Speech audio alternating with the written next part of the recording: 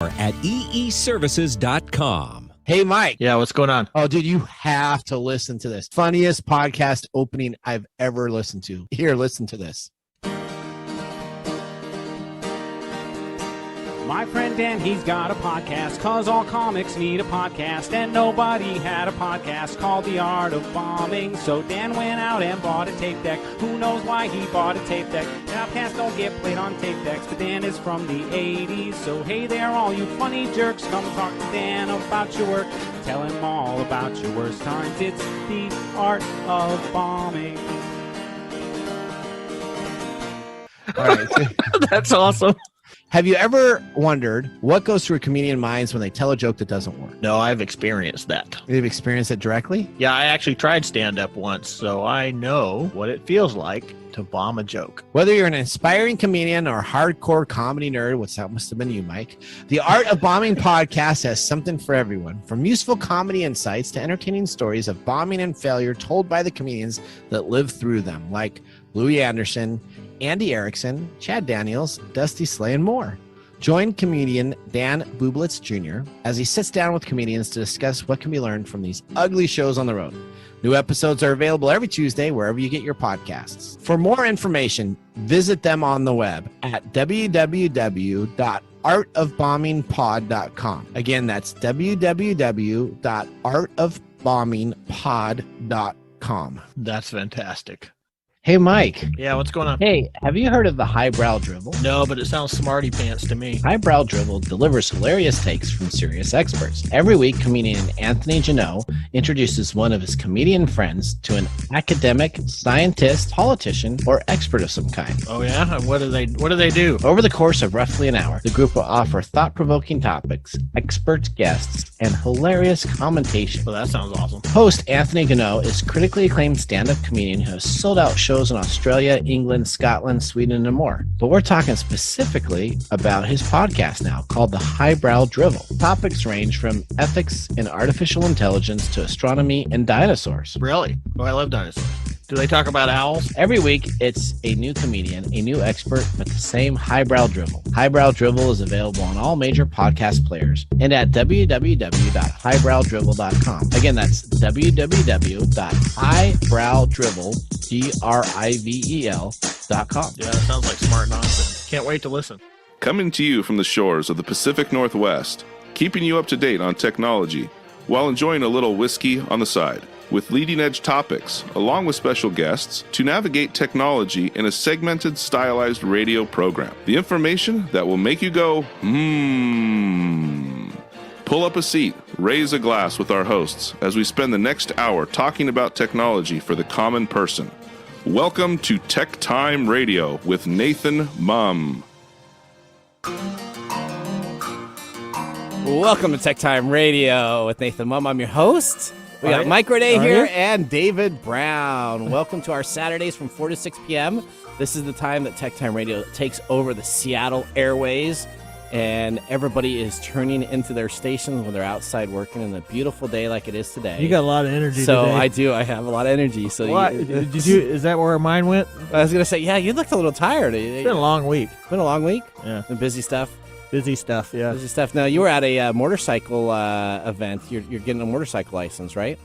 Yeah, I went to a motorcycle training course. And how'd that Monday go? and Tuesday. That was fun. Was that fun? Yeah. Yeah, like go around cones, or did you actually like jump off? You do like a Fonzie jump the shark thing? We jumped the shark. Oh, yeah. you did? Fantastic. Yeah. I got to see videos of that. All right. Well, I could tell you anything. Huh. That's right. Okay. All right. We're live streaming on Facebook. So if you go to facebook.com/TechTime Radio, if you go to Twitch TV/TechTime Radio, or the best place to find out all the information, go to www.techtimeradio.com. Look at our brand new website, and you'll see our video right there on the main screen. Click on the play button, and boom, you can watch us directly on YouTube. So if you want to engage with us on twitch.tv, we follow the stream, so we'll ask questions with there. In today's audience, we are asking to call in and to be a part of our show, as we have a little bit more time today. So we've specifically scheduled that for people to call on in. So 425-373-5527, or again, you can go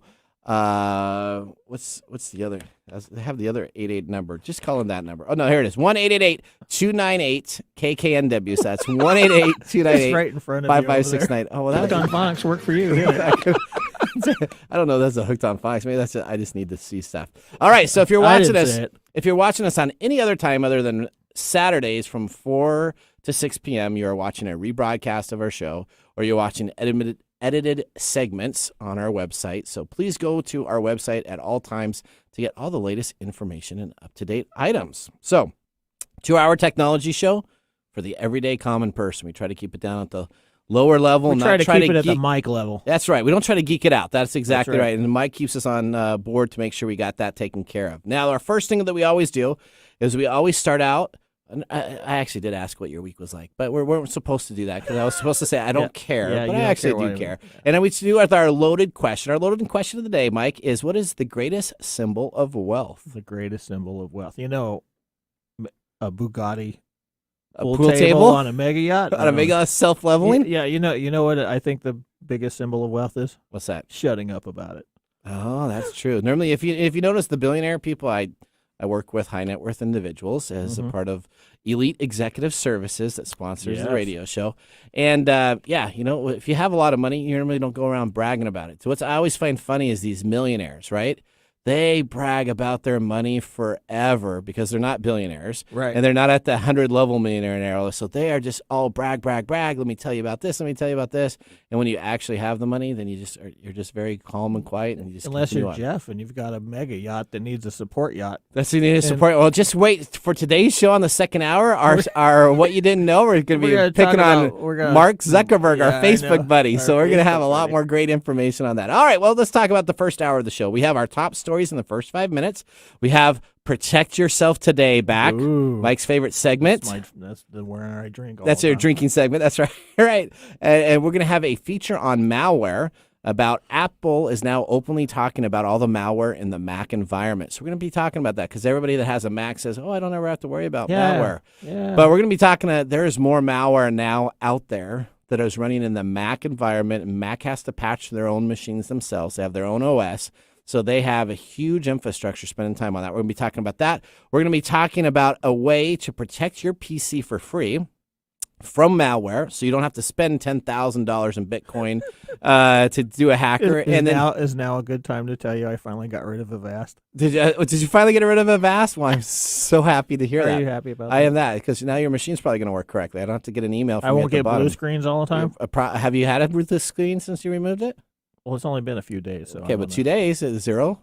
Yeah, so you haven't had a blue screen, have you? I haven't had a blue screen. Yeah, it could be. Okay, all right. We also have the Mesmerizing moment brought to us by StoriCoffee, our NFT and our whiskey tasting. Our hour is packed with a bunch of cyber information. On the second hour, we have our letter segment where we talk about the email scams and funny phishing attempts. A bunch of great ones this week. Got some good ones? Yeah, we do. We also have a feature interview with the founder of an AI company called ActiveLoop. We got David Buniatyan.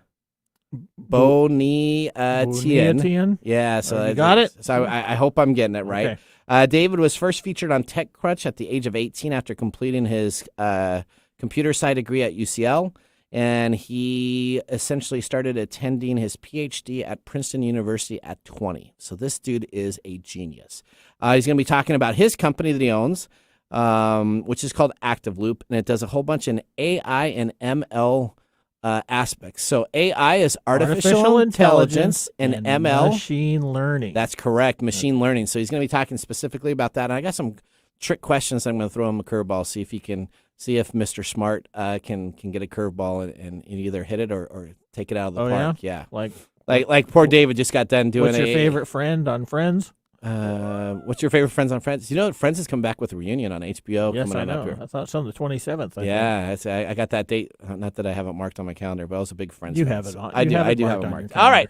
Stories you don't know with Mark Zuckerberg, and I'm sure the hour and the next hour are going to be fantastic and fun, and something I guarantee is going to make you go, Again, you can always decide to hit us up on Twitch TV at TechTime Radio for a live update through the streaming of the show itself. You can also go to Twitter and go hashtag TechTime Radio and put a quote up there, and we'll read that. We monitor that during the show. And also call 425-373-5527, 1-888-298-5569 if you have a question regarding computers, viruses, malware, any of those items. Those are going to be great to get taken care of. All right, now let's move on to our first segment of the day. What's happening in the world of technology? This is our top stories in the first 5 minutes. All right, story number one. Think you're safe because you have a Mac? Not anymore. Apple's head of software engineering, Craig Federia, says malware on Macs has hit an unacceptable level. We got some audio here. Heads up, if you own a Mac computer, malware targeting thousands of Macs, including the new ones. Here's how you'll know you've been hacked. Security firm Red Canary says you'll get a blank screen with a message. Sometimes it says, quote, "Hello, world." Scary part, officials don't know why this is happening. At least it's polite, I guess. That's right. Isn't that what happens when you get your first blog? You get your first blog, it just says hello. Your first blog say hello world. Hello world. Yeah. So this is huge right now. So do you ever remember those PC and the Mac commercials? Oh yeah. Remember with Justin? So you had Justin Long, who was the Mac actor, right? And he said it always started out, "Hi, I'm a Mac," and then the other guy would always say, I'm a PC. That's right. And they would talk about viruses and crashes and blue screens, and Mac would make fun of the other guy that was supposedly the Windows PC. Well, guess what? I guess we need to bring back that commercial with a little spin. With a little spin. Well, there's a huge spin right now. So if you have a Macintosh computer, there's probably a chance greater than 50% you have active malware on your Mac machine right now today. Wow. So good thing I don't have one. So yes, Apple has noted that the sales of Mac computers are at an all-time high this last year. And the head of software engineering, Craig, said attacks have risen as well. Today, we have a level of malware on the Mac that we don't find acceptable, he said Wednesday during testimony defending Apple in the lawsuit with Fortnite. We talked about this. Yep. Maker Epic Games in a California court. So essentially, Epic Games is trying to make Apple to say, hey, you know what, maybe you have a lot of flaws in both your iStore and a bunch of other stuff. So they put the guy on the stand, and he says, guess what? Yes, we had, and he was the one that said off record, where probably 1 out of every 2 Mac machines are infected with malware.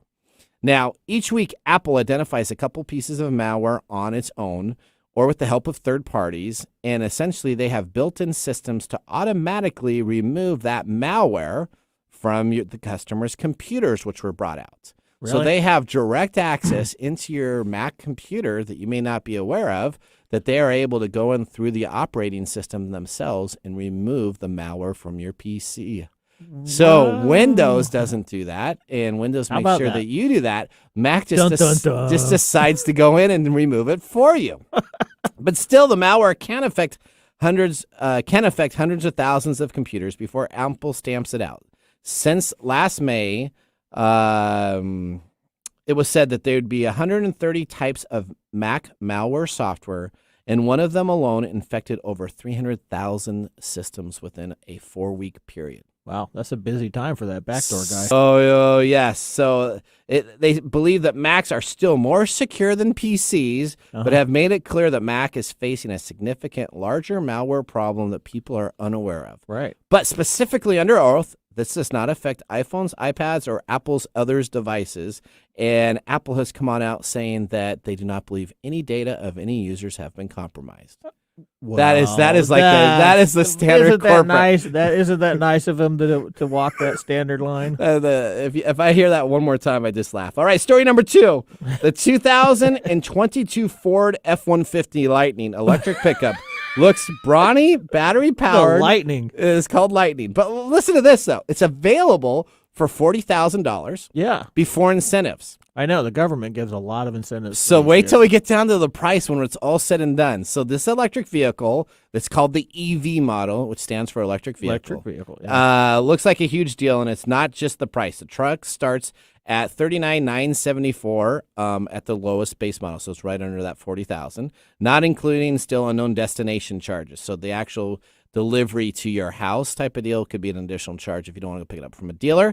The gas model entry at the same level, though, is coming on out at over $65K. Yeah. So to get the gas model, $65K. To get the electric models, $39K. Now, the Lightning comes with all the trimmings of the standard F-150. Sure it does. Except for the grill doesn't have any spaces in it to allow airflow because it's battery operated, so you don't need it. So that's how you tell the difference between the models itself. It comes with a 15.5-inch touchscreen running the Forge Sync 4A informational system that is set up as the same as the Mustang Mach-E, the SUVs, and flavor. Thanks, David. Flavors of different aspects. Beyond the tech goodies, though, let's take a look at what the price comes out to be. So the battery packs, you can choose one or two different battery packs. You can either get the 230-mile battery pack or the 300-mile battery pack, which is nothing compared to Tesla, right? Tesla Tesla starts with 330, I think. Yes, they do. And so they're just absolutely taking care of it. But with incentives, most states give you anywhere between a $3,000 to $5,000 incentive for an electric vehicle, a state. The federal tax credit is $7,500. Yep. So essentially, this car is going to come out at a starting price point of $27K. Yeah. Just don't haul anything around with it. Well, I don't know about that. Last story. So thank you for, I had a fan write me a beautiful letter this week, so we appreciate all of our TechTime Radio fans. We talked about this. Is this about the Amazon guy? How he's not going to watch? Yeah, so I had a guy, I'm really sorry we have a user or a listener. I use it as a computer guy. A listener that's not going to listen to us anymore because we bag on Amazon all the time. So we specifically have a story that's great here. Amazon will block police indefinitely from using its facial recognition software. So this is a positive thing. This is a positive We don't thing. always do negative. We actually just do what is trending. We just try to do what's going on. Correct. And sometimes it's negative, and negative Most news of the time it's negative. normally bleeds. If it bleeds, it leads, right? So, but we try to. Is that the that is a thing? Yes. So here we got. Nearly a year ago, Amazon said it would stop providing its facial recognition software called Rekognition, REKOGNITION. Not hooked on phonics wouldn't work for them. That one they wouldn't know. So to police for a year. Now it appears that they were going to be banning it from all time. Amazon said that it's extending its ban on its technology until further notice. The decision was first reported by Reuters. Unknown number of police departments used to use the facial recognition system to track down potential suspects, even through the technology, have shown to be less accurate when identifying people of color. In June 2020, Amazon halted the sales of this recognition software to police departments and says that they have completely removed it from all areas to monitor individuals for any mass surveillance profiling. They are following the same initiative that IBM has also done, saying that their facial recognition services are also not to be used by local police departments. Good for them. So that's kind of because we've talked about this on many occasions. Misidentifying specifically the AI and the biases that are there.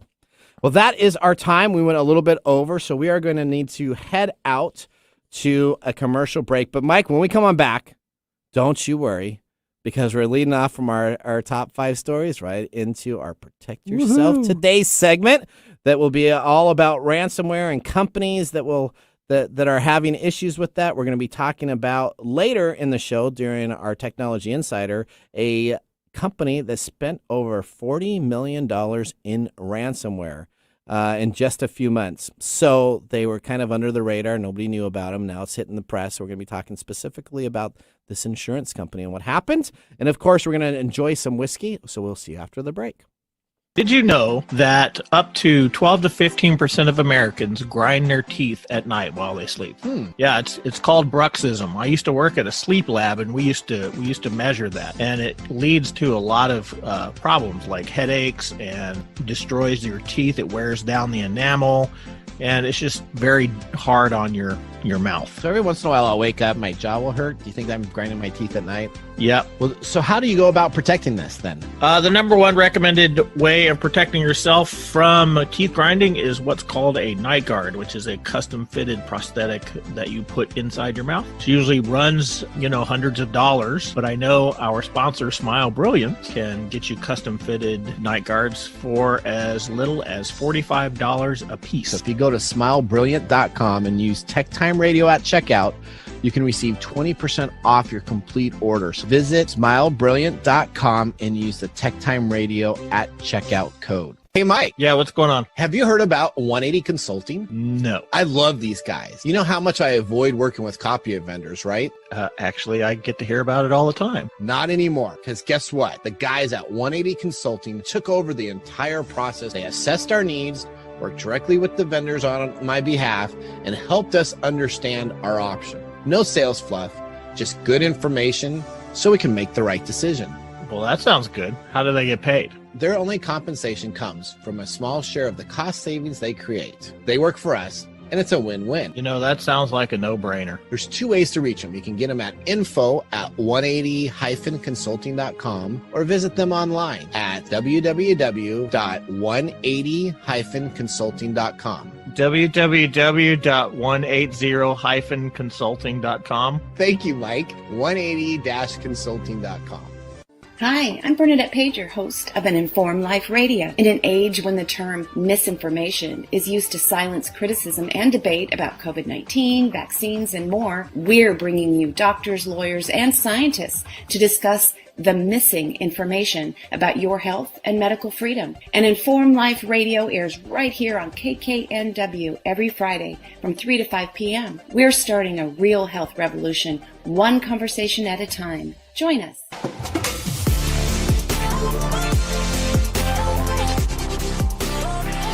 Welcome back to Tech Time Radio. I'm your host, Nathan Munn. We got Mike Roday there. Wow. Buffalo Trace Kentucky Straight Bourbon Whiskey, 90 proof. This is like a hot item right now. It's on all the deals for what's that? I don't know why. You don't know why? It is 90 proof, $45 per bottle. Buffalo Trace Kentucky is distilled, aged, and bottled at the most award-winning distillery in the world. Made from the finest corn, rye, and barley malt, this whiskey ages in its new oak barrels for years in century-old warehouses until the peak of maturity. The taste is rich and complex with hints of vanilla, toffee, and canned fruit. The smooth finish... Canned fruit. Okay. Is that what that says? Canned fruit? It does. The smooth finish lingers on the palate. I don't know what smooth finish either. This is a whole different. This is a whole different thing. This is straight up get drunk whiskey. This isn't sipping whiskey. This is not sipping whiskey. This is This is okay. That's what. Sometimes we get great whiskey. Sometimes we get okay whiskey, and sometimes we get Kentucky's best. That's right. Remember that Kentucky's best. Okay, let me just tell you, this is not as bad as Kentucky's best. This is not as bad as Kentucky's best. No, Kentucky's best was the worst I think I've ever had in my mouth. That was horrible stuff. All right. Okay. Well, now that we got the drinks out of the way, and we haven't said if we're going to give thumbs up or thumbs down, so make sure you come at the very end of the show when we do our pick of the day, because you never know, our changes. We could say thumbs up, we could say thumbs down. I know I'm trending a little down right now, but we'll see what happens. All right, we're going to move into our next segment. This is your favorite segment we used to have. My favorite segment. All right, you used to call us the drinking This segment. is the drinking segment. So I guess you can do some drinks during this. This is all the things you question about why we have technology right here. Is that what it is? Yeah. All right. That should be perfect. All right, we're going to move right on to our next segment right now. Protect yourself today. All right, story number one. Attackers allegedly target Russian federal networks. The Russian Federal Executive Authorities hit by cyber attacks. So we're talking about the Russians getting attacked? Yes. So you know what? So let me just tell you, the Colonial Pipeline, we're going to talk about it at story number two. Because when that first came out, it was the Russians were attacking, and this we're going to attack, and this. So it's very interesting. I'm being much more conservative when I ask something. And I do not want to come out with a story immediately, because if I do, then I essentially want to be very careful not to say that it's a nation attack. But essentially, Russia was attacked here. The Federation was hit by a cyber attack. The report was compiled by Russia's National Coordination Center for Computer Incidents, the agency responded with the Russian government saying that it had deployed 2 previously unknown malware variants to the Russian cloud hosting service for the campaign. The hackers then sought to steal confidential information, including documents and email correspondence of key federal executive authorities, the note reported. The report has identified the threat group, but note said that it was a state-sponsored event because the level of attackers were too complicated. The speed and the quality of the work that was done, there's no way it could have been an individual cybercrime, and it had to be a planned attack. It had to be a planned attack. So what that means is when somebody says it's a planned attack against them, well, normally that's called, what they think it is. Kind of like a hit and run on what you do on a personal type of deal, but essentially what it's doing is it's coming on in and taking things that are specifically there that's going. David wants to talk. What's up, David? Yeah, I do want to talk. Hey, we do have a caller on the line. We have Greg on the line. Oh, we do have a caller? Okay, so you know what? Let me finish the story, and we'll go right to Greg, and we'll have him ask his question. All right, Greg, I know you're here, so stand by. All right, fantastic. Good. I'm glad we have some callers coming in. All right, attack vectors were known. In 2020, they had 3 attacks that spread the malware virus itself, which included aspects of the virus in the Russian specific, looking for notes, reports, and information regarding their COVID-19 processes. So the attackers were trying to find out what the Russians knew about COVID-19. Joy. So maybe it was Okay. China. Maybe it was China too. You think it was China? Well, China hasn't had any COVID-19 attacks is at it? all, right? They're at 0, right? So Oh, they have yeah, never been they're affected with this. perfect, yeah. So I'm sure that they maybe were just checking out on that, exploiting webs They're just checking. and different. The compromise of the infrastructure was so sophisticated that it has gone in and taken care of mail servers, electronic documents, and other areas. Now, the Russian spying said that they believe it was a Western-based government, right down to the exploitation because of the way that it specifically was attacked in certain vectors. So it's kind of like a Cold War. Yeah, So they're blaming us. They're just pointing fingers at us. So they're blaming us, the United States, or or somebody else. Maybe European. Canada. Is Canada really aggressive with their cyber? I don't know. I don't think Canada does anything aggressive. Don't they apologize for everything They do. Do you ever see Strange Brew? I do. That's the only thing I think of when I think of Canadians. That's never Yeah, mind. that's- All right, so we have a caller. That's So certainly being a what's that? Americanist. Americanist with the Strange Brew. That's like one of my best. All right, we have a caller, so we're gonna put story number 2 on hold. And thank you very much for calling in. Okay, Craig, you're on. Yeah, can you hear me? Yes, we can. Welcome to TechTime Radio. I'm Nathan Mum. We got Mike Day here. Well, thank you, Nathan and Mike. Thank you for taking my call. I was listening to your program. Now, if I suspect that I've been infected, if my PC has been infected with malware, what should I look for first, and how would I ever know? That's a good question. Yeah. How do you know if your PC is affected with malware? So if you're a Mac environment, so I guess we can talk both. We can do both Mac and PC. Well, you have to because they're both different, right? So the Mac environment. I'm Windows 10. So you're Windows 10. Okay, so specifically, normally the first thing, and we're going to be talking about this on our next segment also, which is a perfect question to ask into, and it can lead into some of the aspects we're going to be talking about. In Windows 10 PC, there's a difference between viruses and malware. So a virus is something that comes into your PC and tries to destruct and try to cause havoc to your PC, but essentially get no money from it, not take any information out of it. It just destroys it. Malware is different, and malware specifically comes on in to try to either A, steal information, or get information about how you're tracking so that they can then continuously send you additional items to expose your machine and have the ability to encrypt it and cause greater damage, having you pay out a huge ransom to that area. But the first thing you should always look for if your computer's been infected with malware is your browser, because most of the time your browser will change. So if all of a sudden you're going to your home page, and let's say your home page is CNN or MSNBC or Fox News or any of those news areas that you would have as your standard home page, and all of a sudden it changes to another new page, and all of a sudden your search algorithm looks like it's a little bit off, that is normally the sign number 1 in the most obvious area that you've been infected with malware.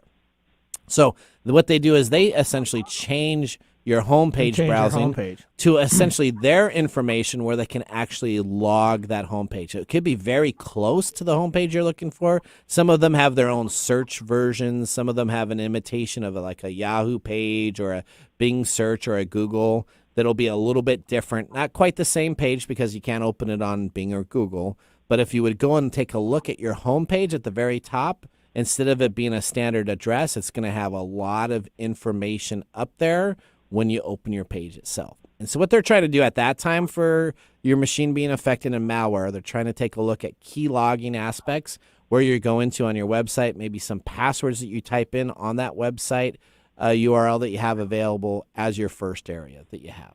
The second is that normally the speed of your machine and your fans will all of a sudden get very aggressively hot or very aggressively high resource count because they're tracking a bunch of information for that. So the easiest way on a Windows PC is if you hit the Control-Alt-Delete, which used to be the way you restart your computer, and it brings up that Task Manager. So if you just hold Control-Alt-Delete down and open up Task Manager, you can see there's a graphic there normally of your video, of your hard drive usage, and of your CPU usage. And what will happen is your CPU usage will skyrocket to normally 90% and above. Ideally, your computer should be idling at about 50 to 60% on your CPU Even if usage. I have like 18 million tabs. Unless you're a bad Internet Chrome user and you open up like 30 different windows of Chrome. That's my problem. Is that your problem, Mike? Yeah. So then all of a sudden your CPU will increase. But specifically for a malware attack is you're going to have your browser normally gets hijacked, and then your computer itself will slow down the speeds of it, and you'll take a look at it. When you do a reboot, normally what will happen if you look at it real carefully when you reboot your machine, you'll normally see like a DOS prompt that will come on up during the boot up process, and it'll flash real very quick. quick, and then it Yep. disappears. And then it just disappears. Uh-huh. Do you have that on your machine? I have one on my old machine, and I could never read it and see what it was Okay, doing. so that is sign 3 that you have malware on your machine. All right. So what will happen is that DOS prompt will come on out. It'll execute certain commands. It'll close that window down immediately, and it's logging normally information to another location with that DOS command. It's sending a net use command or a net aspect command of information. Now, sometimes there are some applications, if you had an older application, that may have a DOS prompt that will optimize and could do that, but it's normally the third sign that you have a malware specifically on your machine itself. All right. So thank you very much, Greg. Did that answer your call? Yeah, it sure does. I'm looking at my CPU count now, and I think I'm good. Thanks so much for the information. I love your show. All right. Thank you very much. Thanks, Greg. All right. Well, that was great. And we'll have to talk about that a little bit more on our next segment, too, because we're going to be talking about malware specifically with the Mac. So Yeah. he kind of stole some of my thunder for the next show, but that's the next episode. Oh, darn. That's okay. All right. So number okay. 2. Okay. So we'll be okay. All right. Again, if You'll you get have a over it. question, please call us 425-373-5527. If you got a question about viruses, malware, that is what we're talking about on both of the hours on today's show with a pretty heavy emphasis with that. So We need more liquor. are we going to need more liquor to get through this? Did you bring some better liquor? I have last week's liquor still Oh, in good. there. Let's bring some of that out. We're going to do that for the second hour? No, hang Yeah. on. This is great liquor here. We may like Buffalo's Trace Kentucky. Only after I'm drunk. Okay, here we go. Story number 2. Colonial Pipeline CEO to testify at the congressional hearing. The House committee to probe ransomware attack that led to the pipeline shutdown. So we talked about it. This was happening last week on the show. Right. And I was going to talk about this, and we didn't talk into it, and I'm glad I didn't, because the information that was first released about this was completely wrong. And so what I would have been saying is it would have been a nation attack, it would have been this, Being a certain group that was supposedly attached to it, which was not attached to it at all, ended up happening. So again, you got to be careful when you get your information. This is the one that the story has changed so many times. It has. over We the talked past about few this in weeks. our production meeting. So this story has at least changed 4 times from the initial release to where it is right now. Now we have a pretty good indication to be able to talk about what it is. So essentially, the House committee is going to probe the ransomware attack because the CEO, Joseph Blunt, has essentially paid $4.4 million to the ransomware attackers. So he paid the money. I'm in the wrong business. So in an announcement, Republican Benny Thompson and Democratic House Homeland Security Chairman John Cato essentially want to have a conversation to understand why the Colonial Pipeline decided to pay the ransomware because Congress does not think that they should have paid the ransom. So Colonial's pipeline decision to pay the ransom had raised fresh questions about when it's appropriate to pay cyber criminals to recover encrypted data and when you should just leave the information available there. For years, the FBI has advised against ransomware victims not to pay the ransom because that might encourage more behavior. Plus, the decryptor keys that the gangs provide do not always work. Well, this was a pretty targeted attack, so this did work on the decryption keys. This was a targeted attack. On June 9th, the hearing of the members of Congress will quiz Colonial Pipeline CEO about the decision to pay the ransomware. The company CEO says the decision to pay the ransomware was the right thing to do for the country. Mm-hmm. But rather than make this a problem and go away, Colonial's hasty decision set a danger in precedent to be putting a bigger target on the backlash of our infrastructure. Chris Pearson, the founder of the security company Black Cloak. So FireEye was asked about this, and I removed this whole section about FireEye doing their work. So I'm gonna quote this individual because this guy actually, FireEye was, I think, asleep on the job yet again. So what were you saying about not talking about that on the air? So Chris Pearson, the CEO and founder of the security company Black Cloak, notes that paying a ransom is much more than just a cybersecurity decision. Colonial and others in their situation are between a rock and a hard place, he said. The decision to pay or not pay is not a cybersecurity matter at all, but rather a business decision with input from legal, business lines, cybersecurity, and IT across the board. The factors that need to be weighed include the duties to the customers, shareholders, employees, because if they chose not to pay this, they could have even gone out of business. And it's the legal authorities in the country that operate, such as Congress, don't really have the right to make the decision on a private-based company. Yeah, that's splitting hairs. We're talking about. I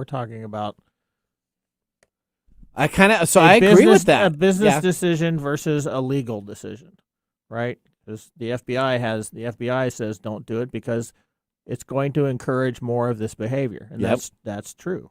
Right, but the business is looking at it from their own survival standpoint, right? Yeah, you're not inoperable for 4 days, and you can pay a ransom, and you have insurance for that to cover that. And so now all of a sudden that will cover what's taken care of, and that may be 2 or 3 days worth of wages lost versus having months and months of data being re-inputted. Mm-hmm. It comes down to be a business decision. Yeah, it's a hard thing. It's a hard choice to make. It is. All right. Well, you know what? We are going to. That ends our segment that we have there. That's good. Let's move on. Okay. Well, in our next segment, Technology Insider, we're going to be talking about ransomware. Oh, crap. So we're going to be fantastic. So when we come on back, we are going to be talking specifically about ransomware. We're going to be talking about a couple companies that have paid over, one company that paid over $40 million in ransomware, talking about hackers. And we're also going to be talking about some hackers that have retired. And why did they retire? Duh. Because they just got some big payouts. That's what I would do. And we're going to be talking about how you can protect your machine from here on out so that you do not have to worry about malware with a free software that is available on all Windows 10 machines. Yep. All right, we'll see you after the break. Warning, this podcast is inappropriate, dumb, and should not be listened to. Oral discretion is advised. Fat Tango presents a monthly scripted comedy show. Each episode is a self-contained short story that showcases the sick, twisted senses of humor of its creators. Episodes range from podcast parodies to supernatural encounters and cartoonish ridiculousness. I do this in the name of science! Jeff, which kid took the gummy bears? Can you name a famous trombone player? How do you know my name? I'm Santa. That was the best I've ever seen! Thanks, bro. Every episode is a different story with different people, played by different actors. Sometimes. I know I've told you this before, but I don't like you. Is this because we didn't want to get a dog? Pow! We got a dog! Wham! Let's get a dog! Toledo! You're disrespecting painting, you Can you believe he said that? No, man. Can't change my mind on this. I wish for a bigger Boy, if I was listening to this on some other podcast that was running a trailer for it, I would sure go listen to it. You know what? Split-second decision, all of it's real. Yes, I would murder Santa Claus. Check us out wherever you listen to podcasts. New episodes released first Monday of every month. Fat Tangle is also launching its podcast network this month, so go check it out on their website at fattangleproductions.com and follow them on social media at Fat Tangle Podcast on Twitter and at Fat Tangle Productions on Instagram. Look forward to seeing you there. Hey, Mike. Yeah, what's going on? Hey, we got a new sponsor here, and they're called the Art of Manliness. Oh, yeah? Yeah, have you heard of them? I've heard of these folks. Yeah, I've been on their website several times. You've been on their website? Yeah, they talk about everything, man. You know, like how to wear a sports coat with jeans, or how to give yourself a buzz cut, or style tips for men. Really? Well, guess what? I have not heard of them until now, and now I'm excited because you know what? You're not a man. Well, I am a man. You're not a manly man. All right, so this is really the show for manly men. Are you sick and tired of wading through 2 hours of fluff in order to get a few good takeaways? Have you listened to podcasts that make you just go, huh? Tune into the Art of Manliness podcast, where you can glean and distill the very best insights from the world's experts in self-improvement, philosophy, and practical skills, history, and a lot more. And do it all under an hour. Without all of the eye-rolling filler, you can walk away from every episode, Art of Manliness podcast, with actionable insights you can start implementing today to improve your life.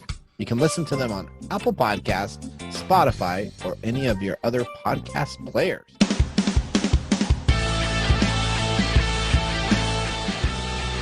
All right, welcome back to TechTime Radio. I'm your host, Nathan Mumm. Mike Renee, we just got done. You can't dump it. You're not allowed. I can't dump what? The whiskey? The glass. The glass? Hey, and for all you listeners out there who don't see what goes on during these commercial breaks, in the 7 months that we've been on, I've never seen both Mike and Nathan twitch so bad when trying whiskey. It's hilarious. Thanks, David. That's probably why they tell me to put the cover up for the video stream. That's right. Do you drive a bus? He just hit us right. Yeah. He drives a bus. He just ran right over us. He just came backwards. So he didn't even bother with the one finger salute. He just drove the bus right over us. I didn't need the sales salute on that one. So the rule is we have to finish the glass. We have to finish the glass. Oh wow, this is the worst alcohol I have ever tasted. You're telling. So you know what? I don't know what I'm going to say at the end of the. This may be worse than Kentucky's Best. I don't think so. Oh, it's close. It's close. It's close. This is $45 a bottle.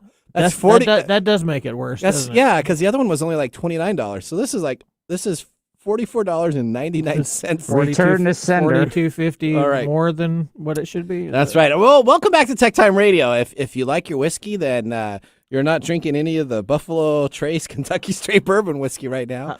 We'll let you decide what you like. That's right. Okay. This is definitely just get drunk whiskey. Is it? I don't know. I don't know. If your goal is to sip the whiskey and enjoy it, don't. If your goal is to plaster your brains all over the. I don't know, though. It's only 90 proof, so I'd still get something else.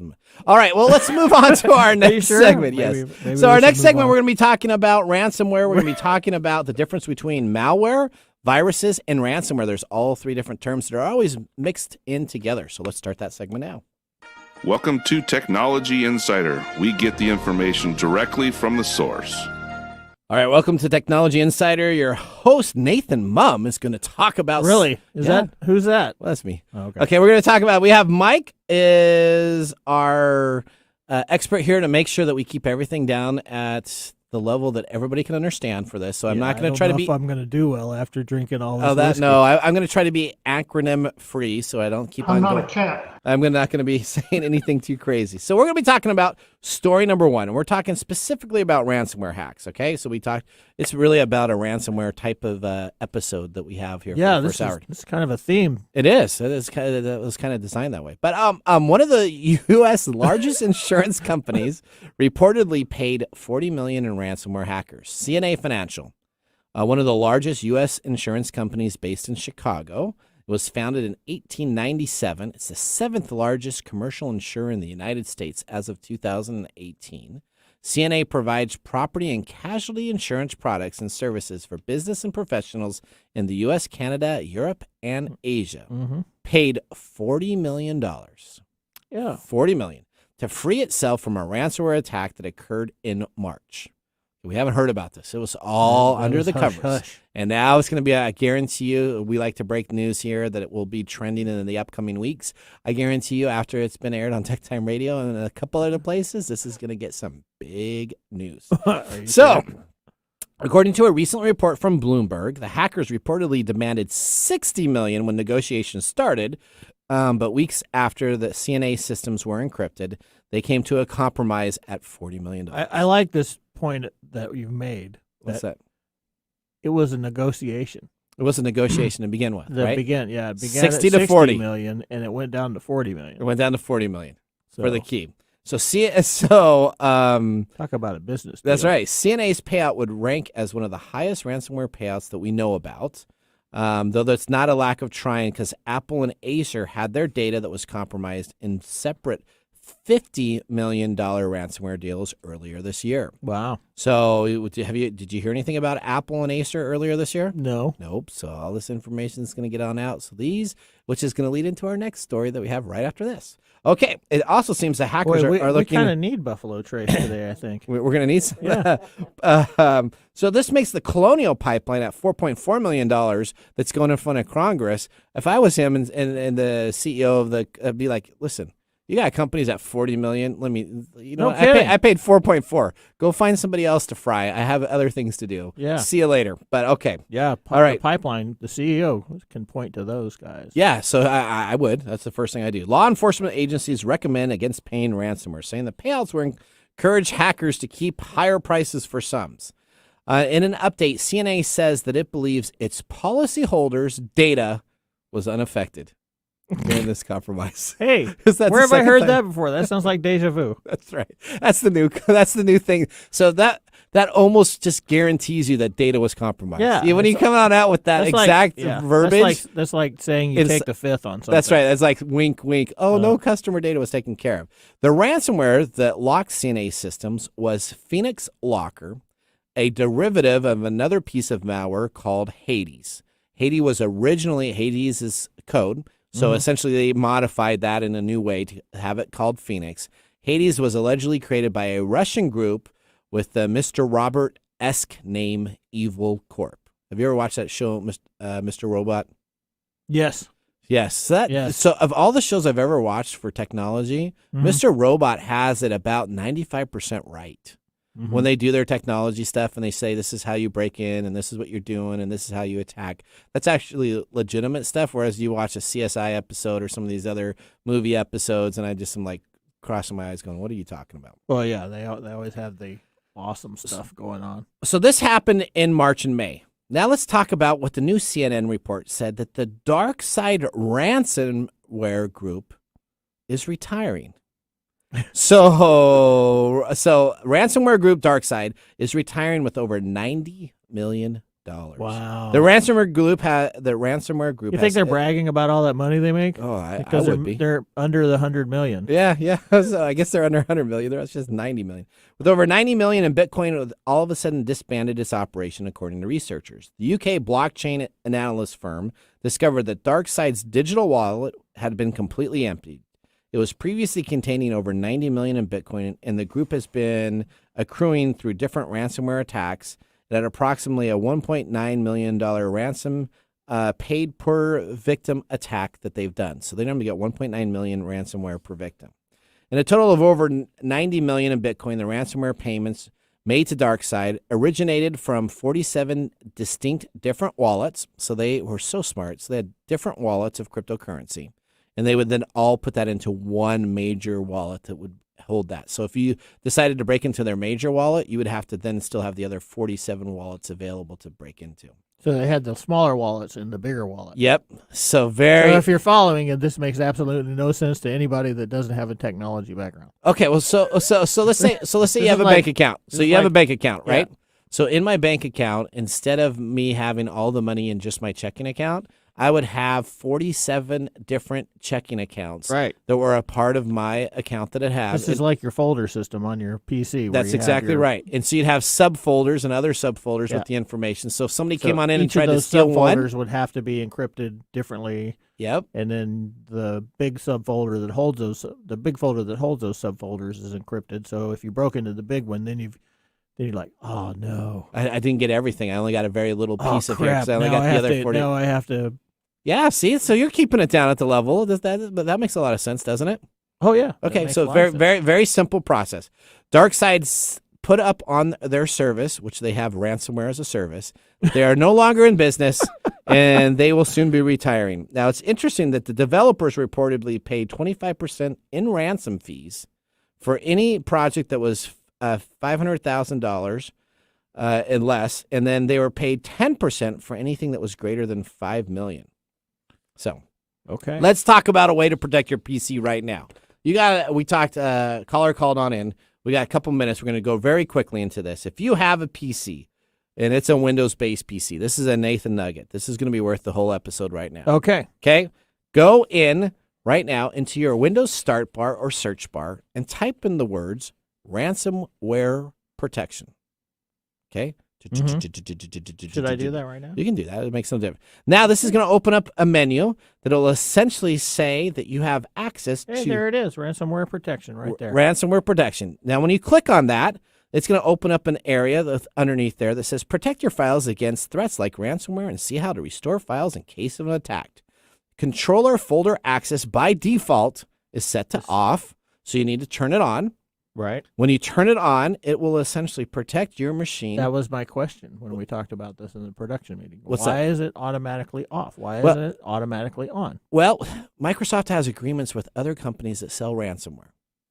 Oh. So by default, having it enabled without you knowing it to go in and take care of that could be a violation of other agreements that they have with companies that are third parties that write software for them. Uh-huh. So you will need to click on the button, turn this on, and guess what? You will have the strongest ransomware protection available for absolutely free by turning that on your computer. Hallelujah. There you go. Very simple. Nathan Nugget. Nathan Nugget. Nathan, ransomware protection. Turn it on. And be happy. Yeah. All right, we got a commercial break. When we come on back, we got Mike's mesmerizing moment and our pick of the day. Hey, Mike. Yeah, what's going on? Hey, have you been looking for new podcasts to listen to lately? Yeah, I'm always looking for something to listen to. All right, I got one for you. It's called the Hypocritical AF Podcast. It's a weekly audio and video show hosted by Albert Figueroa. Ah, that's where the AF comes from. Yes, you were probably thinking of something else, didn't you? I thought it was hypocritical. No.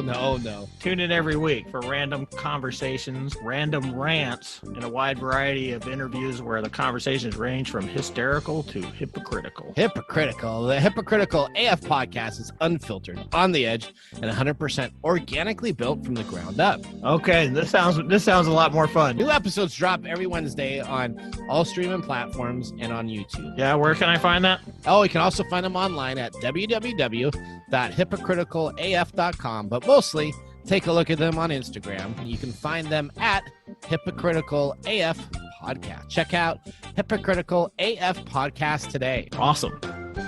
Hey, Mike. Yeah, what's going on? Hey, have you heard of work patterns? You mean like how my virtual work pattern doesn't involve pants? No, our listeners don't want to hear about those work patterns. Work Patterns is a people management app I signed up for recently, and my team is loving it. Everyone who manages people knows that being a great manager has never been harder. Work Patterns arms managers with tools they need to be effective leaders, no matter where people are physically located. Nice. Will it help me actually feel prepared for the tons of one-on-one and team meetings I have every week? Yep, Work Patterns is designed to make team management easier, enabling continuous one-on-one feedback, collaborative meetings, goal tracking, and workflow management all in one place.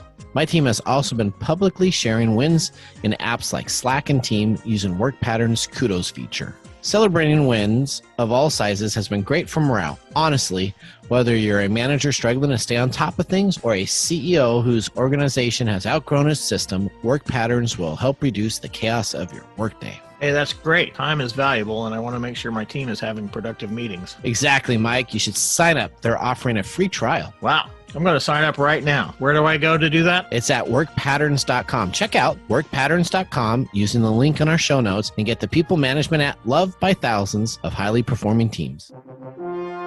This is Mike's Mesmerizing Moment, presented by StoriCoffee. Visit StoriCoffee.com.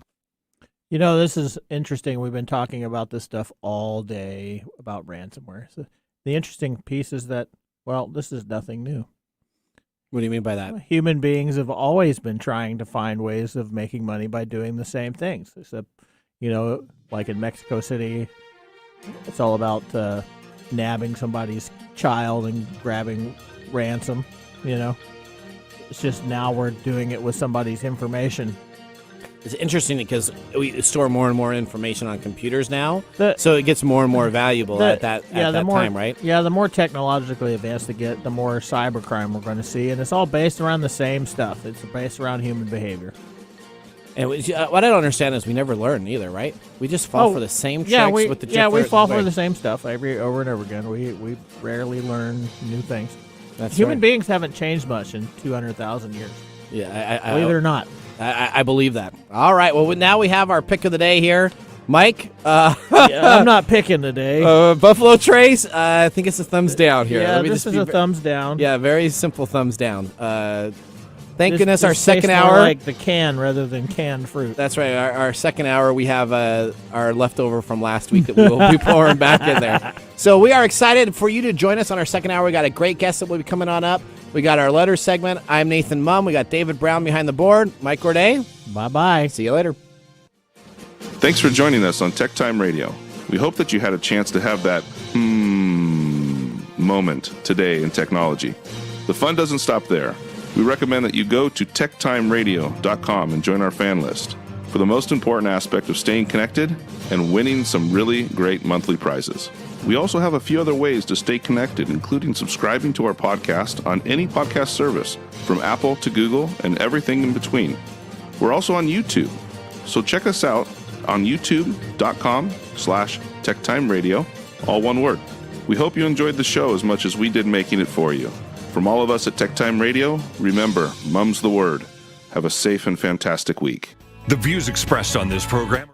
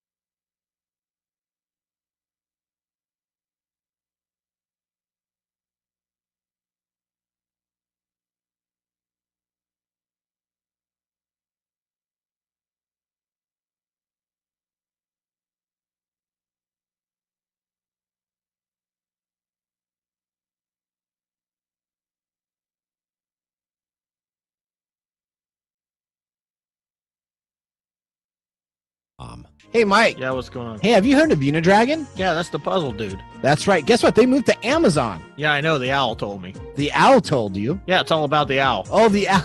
Oh, the owl and Unidragon told you. Yeah, we've talked about this guy before. He's the puzzle guy. He's the puzzle guy. That's correct. They do, of course, have the owl, and the owl is available for you to now get with Prime free delivery. Awesome. We've made it easier for people to find the owl. Yeah, I know. The owl told me about that too. The owl did. What did the owl tell you? He told me to go on to the TechTime Radio website and /sponsors. Wow, the owl is just telling you everything. That's correct. If you go to techtimeradio.com/sponsors, you see our sponsor right there, and it's got a link so you can immediately click and purchase Unidragon off of Amazon. Don't get fooled by fake puzzle people out there trying to sell you imitation puzzles. Go and find the brand you can trust, unidragon.com. And again, go to techtimeradio.com/sponsors, because the owl will tell you no place better to buy it than with the TechTime Radio code.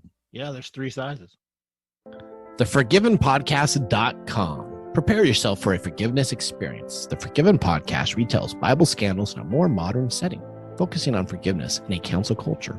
This series will touch on forgiveness by dramatizing some of the most scandalous stories in the Bible. Look at stories of David and Bathsheba, Joseph and his brother, Joseph and Potiphar's wife, and of course, Samson and Delilah, presented in a modern-day audio drama. Tune in to hear these stories unlike you've ever heard them before. The season has already started, and it features 7 scripted episodes followed by bonus episodes, including readings, sermonettes, and gospel music. Listen 7 days a week for 7 weeks for a forgiveness experience. TheForgivenPodcast.com. Prepare yourself for a forgiveness experience. And remember, you too can be forgiven. We would like to thank Podcorn for sponsoring this episode of TechTime Radio. Explore sponsorship opportunities and start monetizing your podcast by signing up at podcorn.com/podcasters. Let me tell you about Podcorn. Podcorn is an absolute must for any podcaster starting out. Now, when we started out TechTime Radio, we started out in a back office with a couple of mics. We expanded to a studio, and then now, as you can see, we're on the radio and have distribution into other markets. Having the ability to have Podcorn at the start of our podcast would have been a dream come true. Guess what? With Podcorn, you now have the amazing opportunity for podcasts to receive sponsorship, such as host reads, interview segments, and topical discussions. With Podcorn, there's no middleman. Podcasters of all sizes can browse and choose opportunities right on their platform, set their own rates, and collaborate with brands directly without exclusivities. You never give up the rights of your podcast in Podcorn, and they're here to support you everywhere possible. Visit podcorn.com. Again, that's podcorn.com. Podcorn is a true success for those starting their podcast dreams. Coming to you from the shores of the Pacific Northwest. Keeping you up to date on technology while enjoying a little whiskey on the side. With leading edge topics, along with special guests, to navigate technology in a segmented, stylized radio program. The information that will make you go, Pull up a seat, raise a glass with our hosts as we spend the next hour talking about technology for the common person. Welcome to TechTime Radio with Nathan Mumm. Welcome to TechTime Radio with Nathan Mumm, the show that makes you go, technology news of the week. The show is for the everyday common person with insightful segments on subjects weeks ahead of the mainstream media. I'm Nathan Mumm. Welcome to our show. We are from 4 to 6 p.m.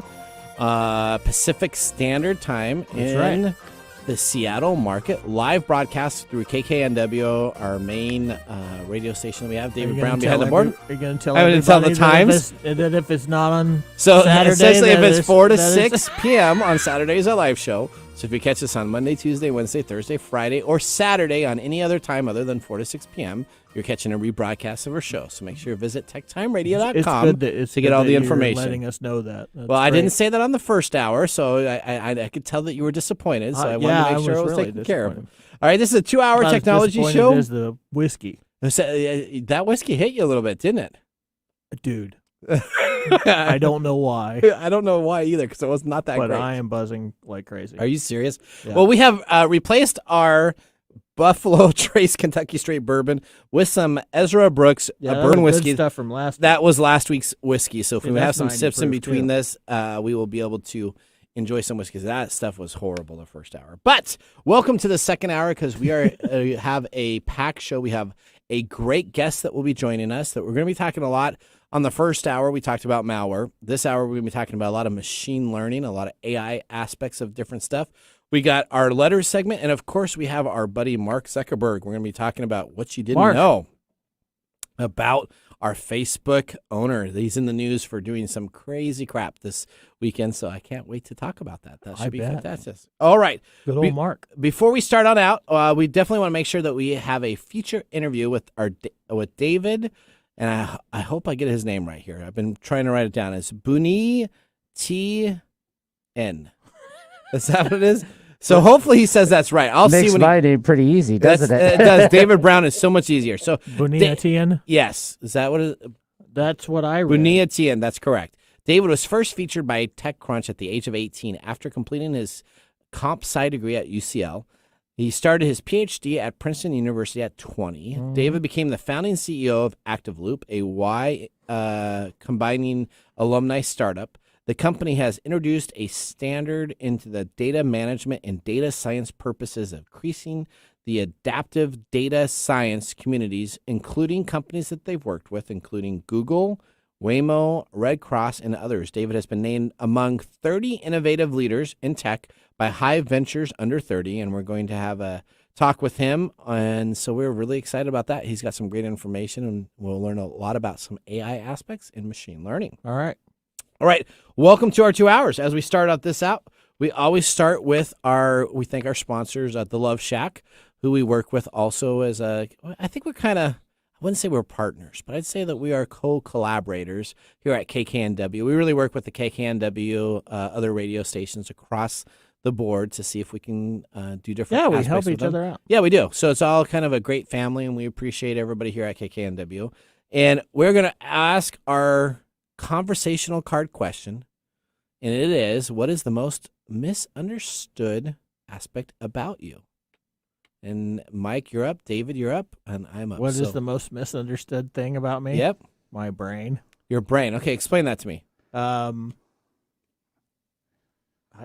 don't know how to explain that to you. So people just think that you have a big brain? Because I'm as well read as I am. Okay. I don't know. Okay. Eloquent, maybe? You're eloquent? Yeah. I'm not really eloquent today, but yeah.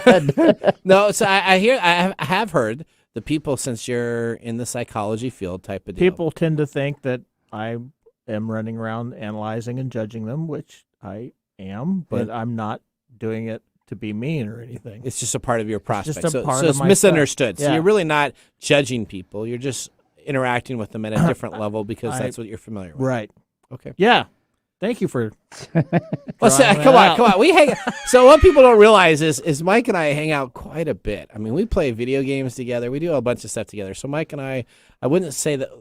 I would say we're very good acquaintances and friends. Mm-hmm. And so we there's a lot of aspects that we talk about specifically with the radio show. There's a lot of pre-production work that goes on. There's commercial over every one of those Hey Mike commercials. That takes us about 30 minutes to do. It does. One commercial. What?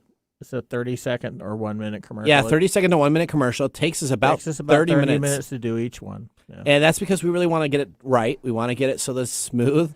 And then we have a lot of commentators in between I each think of those you just things. blew that, but yeah. Right? So it's a great time. We were like, okay, how do we say this better? What do we want to say? And so most of it's organically created. So we spent a lot of time. All right, David Brown, you're up. What's the most misunderstood thing about you? Are you sure I cannot plead the fifth on this one? No, you can't lose a lot of I try. Oh, you just have to keep it basic. Sense of humor, or people think I don't have one, and actually I do, but it just never comes out hardly. I keep it pretty much bottled up most of the time. He really doesn't. No, he has a sense of humor. What are you talking about? No, So that's true. He's cracking humor. He's giving us some really good salutes every once He in a while. does. So David's on top of this. So we've been doing this now for 7 months, and David's really a part of our show, and That's right. He's great about that.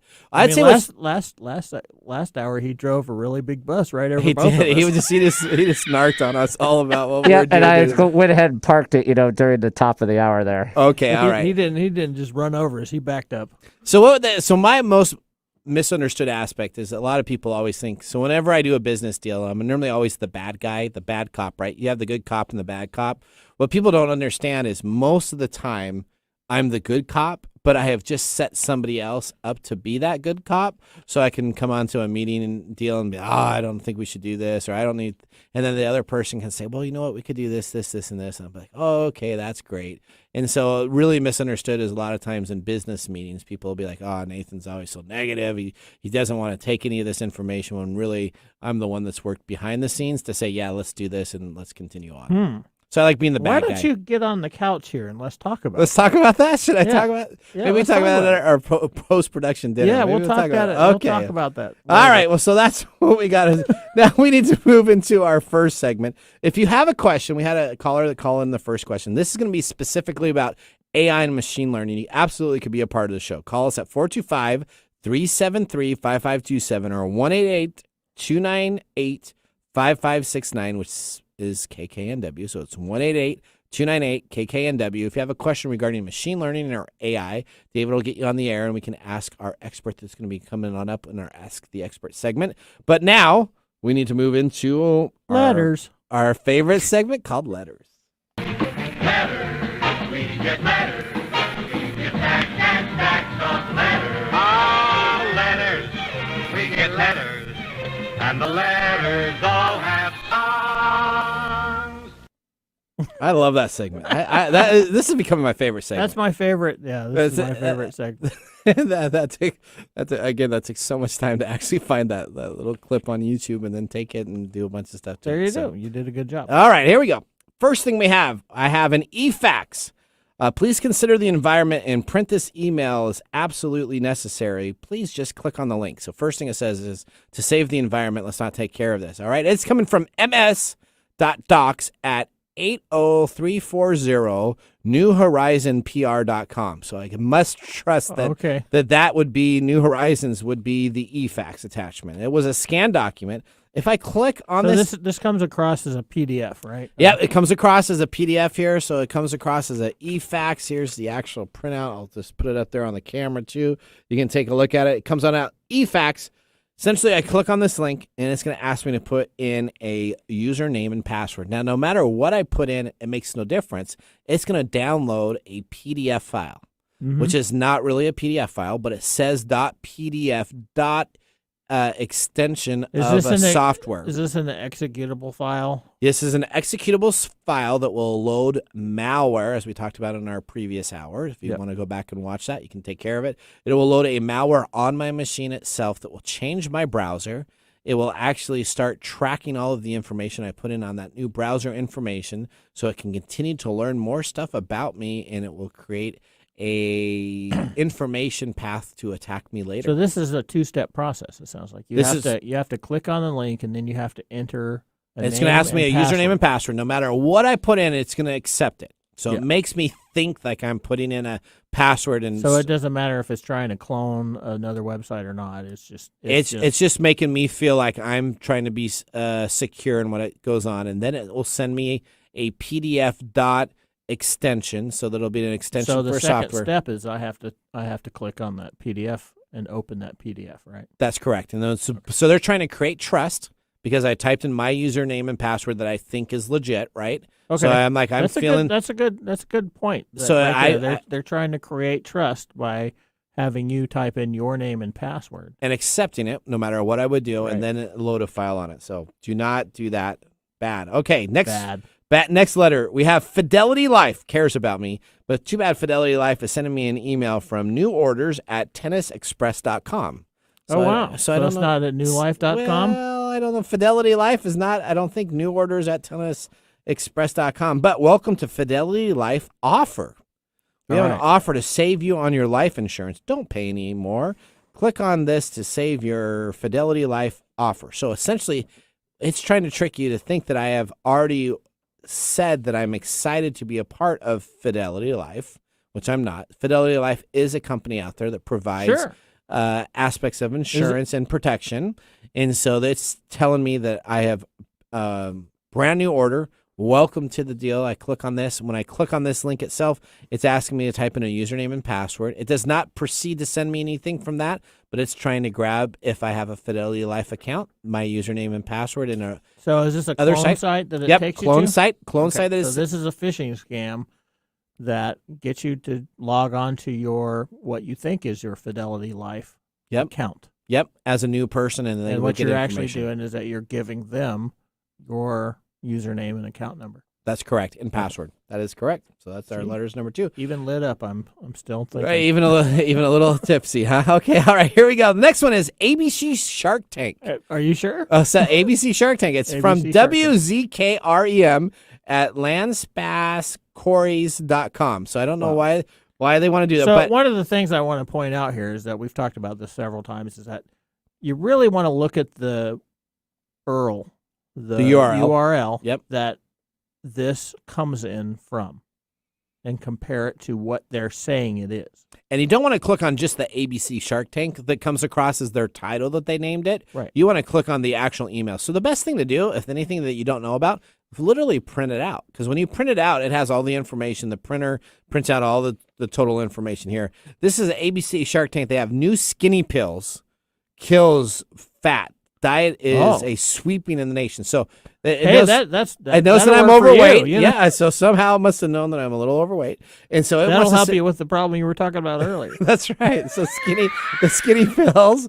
And so I can essentially click on this link here, and it will essentially send me to a product that I will receive. Okay. Now, these skinny pills that I receive at the ABC Shark Tank at somebody else's.com site, which is not legit, who knows what these pills are? But according to what they're saying here, I will lose weight, and these are So this is an actual product that they'll send me. That they will send you. Yep. That you will pay for. That I'll pay for. And so this is more of a. This really isn't a phishing scam to get information. This is just more of a get you onto their product page. Just a scam of what they're selling as a product that says that essentially they're ABC Shark Tank, which they're not affiliated with. They're taking advantage of the Shark Tank phenomenon. Correct. And then they're getting you interested, because we all want to lose weight without actually doing the work, right? Yeah, we talked about that. Yeah. We all want to be able to just take a pill and solve all of our problems. That's correct. Oh, I'm now 186 pounds, and my depression is gone, and I have hair. That's right. So if you find out that pill right there you're talking about. That's the pill that I want. That's the pill we also talk about. All right, one last deal, and then we're going to move on to our next segment. I have, there's so many good ones here. I just, see, I like print out. There's so many estimate. We talked about, okay, we'll continue. Yeah, we'll continue on this right here. So I have an email from the compliance committee. Oh, compliance. Compliance, your estimated tax overpayment. Oh, we kind of talked about this a couple weeks ago, but this is a little bit of a different deal.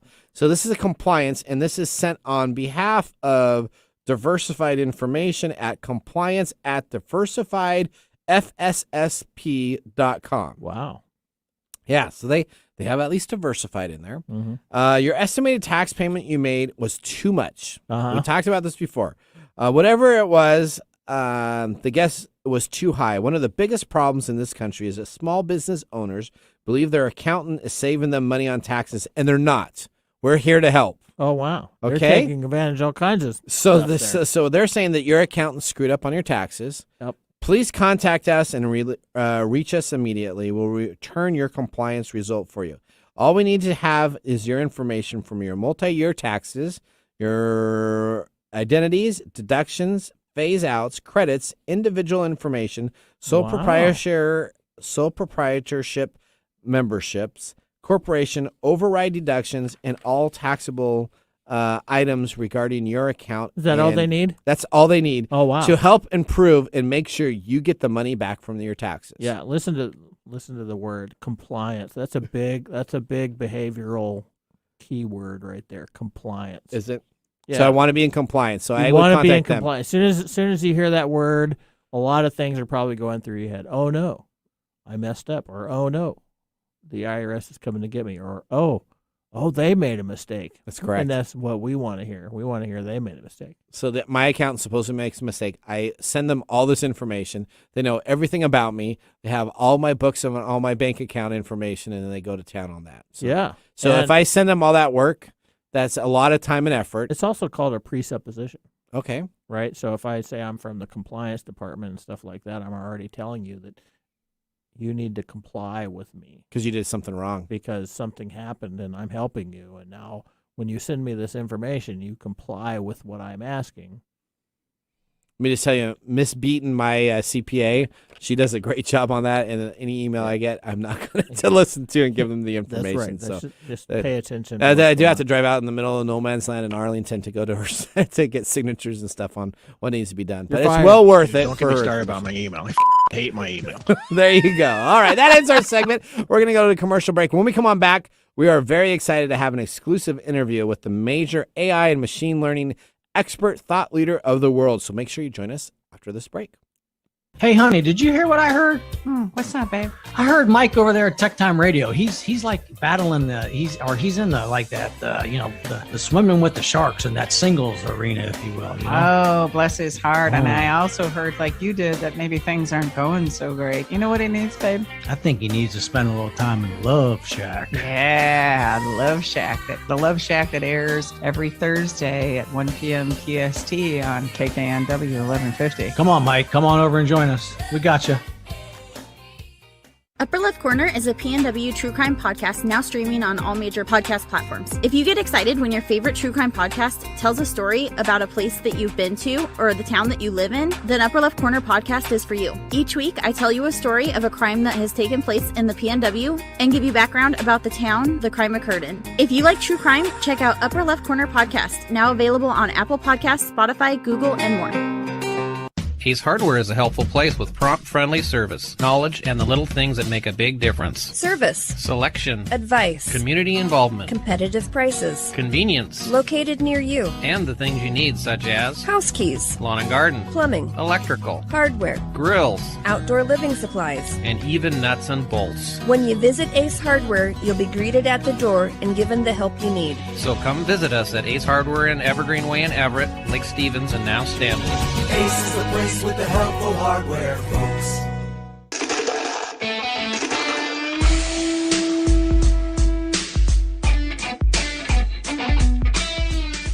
Welcome back to TechTime Radio with Nathan Mum. I'm your host. If you want to join in the show, you can jump on the phone at 425-373-5527 or 188-298-5569 or on Twitter, hashtag TechTime Radio. We'll read that on the air. And of course, we got Twitch.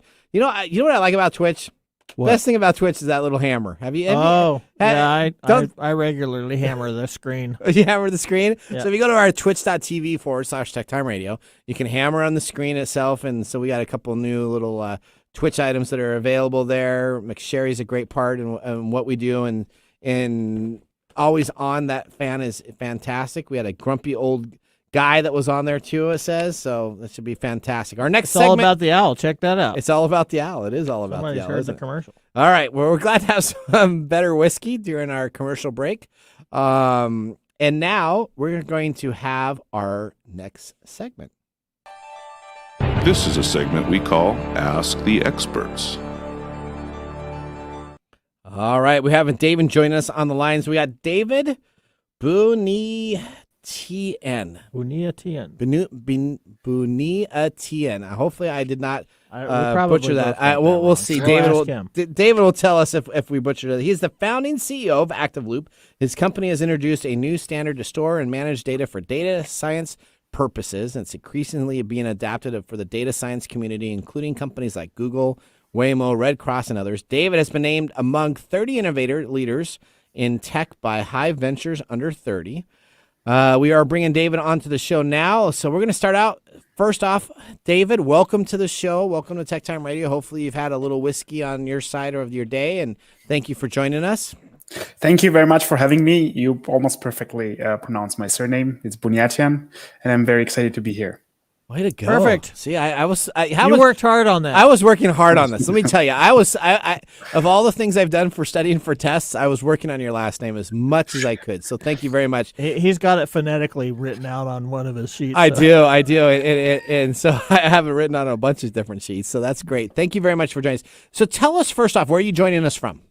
I'm based in San Francisco, in Bay Area. San Francisco. Okay, in the Bay. So he's on Pacific time. Thank goodness. Because sometimes we have people from South Africa join us, and they'll join us at like 2 a.m. And That's so, right. So it's all over. So at least you're in the same time zone. It's 5:28 where you're at, so we can start drinking a little earlier instead of 7 o'clock or 8 o'clock, whatever it is. But first, tell me a little bit about your background in technology. Before we talk about your company and some other questions we have, tell us, how did you get started in technology?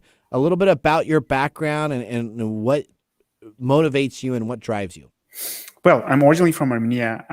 I started coding when I was in high school, and I got very, very excited building animations and creating these virtual worlds. I was fascinated by Pixar and the animations they create, and I always wanted to work for them.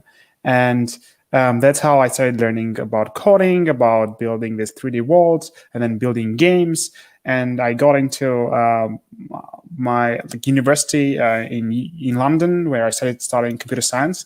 Though, the name of the university is called UCL, so I also applied to UCLA Animation School, which I got waitlisted. And unfortunately, or maybe fortunately, I went to study a computer science degree there. And after graduating there, I got into Princeton to start my PhD program in computer vision or machine vision. And when I got into the Princeton program, my advisor who accepted me, and he was supposed to be my advisor, he actually left to Bay Area to start his own self-driving car company. So I had to find another advisor, and I fortunately got into a neuroscience lab where I started learning about brains, about how the field is called itself is connectomics, and the goal is to try to reconstruct the connectivity of neurons inside the brain. And after 2 years from the middle, I decided I want to start a company and move to Bay Area into Y Combinator, which is a tech accelerator that helps companies to start and focus on the innovation and building technology. That's just like a brief background, a nutshell about myself, but I'm happy to get into the details. Perfect. So explain to us that our So David is Dave and I have already talked, and so David's going to try to keep the level at an everyday common person, because David could just go off, right, David? I mean, you could just talk about data science and machine learning and AI to a process that most of us would not understand, except for us real tech geeks type of deal. So let's start out with the very basic level of what is artificial intelligence. I'll try my best to be to put it down in simple words as possible. So a lot of people today confuse AI with this consciousness that how people think, and that's kind of the vision or the end goal for machine learning or artificial intelligence to get there, by defined Isaac Asimov in his books, the rules about robots and so on. But today when we refer it today, it's actually statistics. It's basically understanding the data and then acting upon the data in an intelligent, I'll call it a manner, or smart manner that can actually improve lives or help us to be better and more optimized and more efficient in terms of the processes that we have in daily lives. So specifically, it's normally about statistics, right? Mm-hmm. So if we take that at a simple level here, if you ever looked at the back of a baseball card, right? So all of you take a back, and if you see a batter that's hitting 257, that means out of every 10 at bats, he's getting 2.5 times that he reaches on base. If you have a baseball hitter that's hitting 300, well, then they're doing a really good. 1 out of 3 is considered very well. Right. If they're hitting 350, then they're like an all-star. So really, AI, as we talked about, it's all about taking that statistic and saying, guess what? Honus Wagner hit 300, right? So this season. So he did a very good job compared to everybody else in the baseball field that would have been out there that year, because they only hit 230. So taking those statistics and putting them in a logical process. So isn't that correct, David? Perfect. Yeah. Just basic, understanding trying to guess numbers. Like you have this set of information that you collect, and then you want to predict what is going to happen next, or how like this action, how it is going to impact another set of actions. And like just betting world is based on basic statistics or probability theory, and AI is just like, you can think of it as like multiple levels. If you combine multiple statistics or basic thinking, then you get into more complicated functions, and those functions actually represent today's AI, but they're no way near about like the real artificial intelligence or consciousness when we think about them.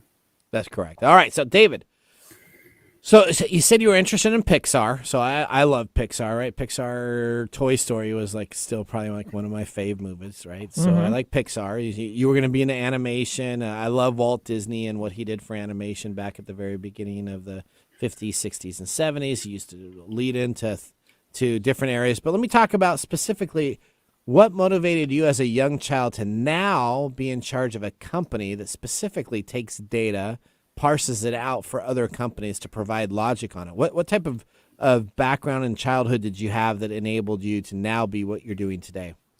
That's a very insightful question, and it's difficult to backtrack. Say like 15 years ago, I don't know, I've seen this movie, or I was walking on the street and it turned out to me. I think a lot of things came from my parents, my family, my friends, and culture as well. And more interestingly, I think when I was doing coding in our high school, is like the programming itself was very competitive and everyone was very good. And I liked to do something else or something different and didn't wanted to become a programmer or a computer scientist. And what I learned so far when I was doing my PhD at Princeton is that there are a lot of fundamental problems that are not yet perfectly solved in computer science in general. And there's so much room for improvement and efficiency gains. And the problems that we were dealing with actually, like one example is like I was fascinated to learn about is that, let's say we are in 21st century, we have this high-speed internet, we are like having a podcast now over the internet. And then let's say you have this massive amount of data, which is around petabyte, or you can think of it as like 1,000 times of terabyte, which is like an average computer size of storage you can have. Like moving it from San Francisco, let's say, to Seattle, or moving from here to New York, it's much cheaper and more efficient is to hire a truck and bring it and plug this data, physically load this data into the truck, and then move this truck to the another city rather than actually stream over the internet, because the whole infrastructure is like it's just we are like totally like, we think that we are in 21st century and all is great, but so many things that yet need to be done. Yeah, that's correct. All right. So what important life decision have you had to come up with that specifically has impacted your company, the decisions you've made to essentially do AI and machine learning as your trade of service? I think the biggest decision I had to make is actually choosing between going into academy and then trying to build more like research papers and theory versus actually focusing on industry and working on a startup. And I had this choice in front of me in 2018 when I asked my advisor at Princeton, and like, what should I do? And the answer is that you can actually do both. You can try to be both like a PhD and then professor and so on, and also try to go into startups and building a company in a very much growing field in machine learning. But if you really want to nail down one thing, you have to focus on it. I think that was one of those decisions that either you choose, whatever you choose is gonna kind of regret eventually, even if you get the huge success, whatever. It's like, this is one of those decisions that has been very hard to make. Perfect. It's still in process. Yes, just wouldn't it be nice to be David's age? David, you're under 30, is that right? Yes. I was under 31. Man, if I had David's brain under 30, I would probably still make the same mistakes that I did I did right. All right. Well, we want to continue on. We're going to take a commercial break, but we're going to want to come on back here. So during the commercial break, David, I need you to help me out. I have an Amazon Alexa or an Echo device at home. explain to me how that machine learning and how that AI works. Can you give it a little bit of a time here to think about it during the break? And when we come on back, we're going to ask that specific question. If you can give me some information, because sometimes she does a great job listening to me and sometimes she doesn't hear anything I say. So I'm very curious to learn about the machine learning and AI aspects of that. We're going to go to a commercial break right now. We'll see you after this. Hello, my name is Arthur, and my life's work is connecting people with coffee. StoriCoffee is a small batch specialty coffee company that uses technology to connect people to each product resource, which allows farmers to unlock their economic freedom. Try our Medium Roast Founder Series coffee, which is an exotic bourbon variety that is smooth, fresh, and elegant at StoriCoffee.com. That's STORI coffee.com. Today you can get your first bag free when you subscribe at StoriCoffee.com with code TechTime. That's STORI coffee.com. Hi, this is Lisa Downs, host of Reigniting You, a new show here on KKNW that explores a variety of topics and timely issues for making mid to late career transitions. I'll be here every Wednesday afternoon at 3 o'clock bringing you guest interviews, career transition advice, and great stories to guide you to what's next in your career and life. Gain a renewed sense of purpose for your next phase with a positive, forward-looking approach. Get ready to be re-energized, recharged, and reignited Wednesdays at 3 o'clock.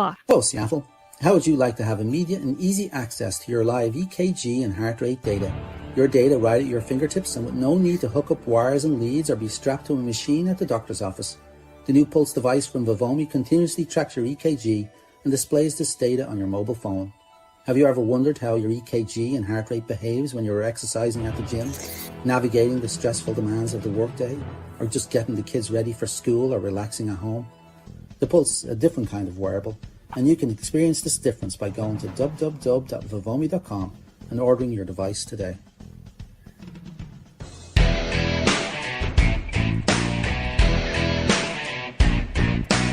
Welcome back to TechTime Radio. I'm your host, Nathan Moe. We got Mike O'Day here and David Brown in the studios for our 2-hour show. This is hour 2 that we have underneath here. Welcome back. We have David Buniatyan. Yes, joining us, specifically talking about AI and machine learning. So when we went to break, I had a question there, but I think I have a question. But Mike, I have a question about this. Is more along the philosophical side of the question. Is why do you think you as a computer scientist or we as a species want to create something that eventually has a consciousness? That's a very deep question and good question. I was thinking about this, and I was scrolling my newsfeed recently, and I saw that there's a new theory by physics professor researchers saying that actually the whole life is trying to simulate itself. Like the goal is to try to create a simulation, and by doing that, you need actually a consciousness. It's not like I agree with that or I disagree. I found it very interesting to think about it like that, but I think one of the last challenges that left for humanity to understand and maybe quote unquote replicate itself is actually understand how the brain works and how we think, how we make decisions, and eventually come up with a better, let's call it, design of an organism that can be have no any limitations that humans have, but that's like going super far for like running a simulation and so on. Yeah, that's kind of that's a red pill or the blue pill. That's kind of Matrix, a deep. Yeah, I'm right? sorry. That's a little bit of a deep. That's a very thoughtful and deep question. Mike is going to be asking me this on the post dinner event that we do afterwards. He's going to be saying, "Yeah, we need to have these AI stuff take over." We always talk about that stuff. We love science fiction. Isn't that the human? Well, aspect? you know the science fiction world and again it's funny because this is the way the mind works. Is that we always look at the negative aspects of what we're talking about. Yeah. Right? Robots are going to develop a consciousness and take over the world, or the HAL 9000. Yep. Syndrome. You know, we always, and that's part of our human nature is to negativize information that we don't have. And always the computers always survival. go bad, right? They always go bad. They always want to kill humans, right? Yeah, and that. But do you want to play a game? That's our human thing. When we lack information, we fill in the gap usually with negative information because it creates for us a survival response. So it's a very interesting, complex discussion to talk about why we as a culture or as a species would want to create something that has consciousness. That's right. Yeah. And what that consciousness will look like. What's your take, Mike? That's a very deep. Yeah, that's a great question. Back at you. That's a very long question. Well, let's see so in short words, turn the tables on you. Well, the fact of the matter is that there are things that this is incredibly important for things like space travel and medicine, things like that. I'm not sure it's really very effective in fast food restaurants, but hey, McDonald's is still doing it, though, right? McDonald's is They got still that doing AI it. so that you can order it in a minute and a half instead of 3 minutes. But this is like what we're going to go into this thing about the Alexa thing. When I drive up to a McDonald's that is completely automatic and I start asking it questions and like, hey, I want a Big Mac, and it says, oh, you want a large fry? No. I think they're getting better at that now. I don't think they'll say that anymore. That would be very funny, wouldn't it? All right. And how, we just saw an article at how Waymo self-driving cars got really confused about cones on the road. So it's this really interesting process of trial and error. All right. So, David, help me out here. Amazon Alexa and Echo, how does it work in the background? Tell me just the basics of AI and some of the machine learning aspects. Sometimes it understands exactly what I'm asking for, and sometimes it's got no clue. So how would that sometimes work and not always work? It's basically a state machine. So you give some input, you do some requests, and then does some processing, and then you get back to the output of the result, like any program works. But more specifically here, when you say something, there are like a couple steps in between, like kind of a pipeline where it takes your audio, translates or transcribes into a text, and then give this text into this text processing machine, which runs a bunch of queries, tries to look for in the internet what kind of answer it can get, maybe apply some machine learning model as well to process the data, and then come up with the outcome or the answer that either has been predefined or it doesn't find anything there. Then it says that, hey, can you please repeat again, or can you actually choose one of those options for this?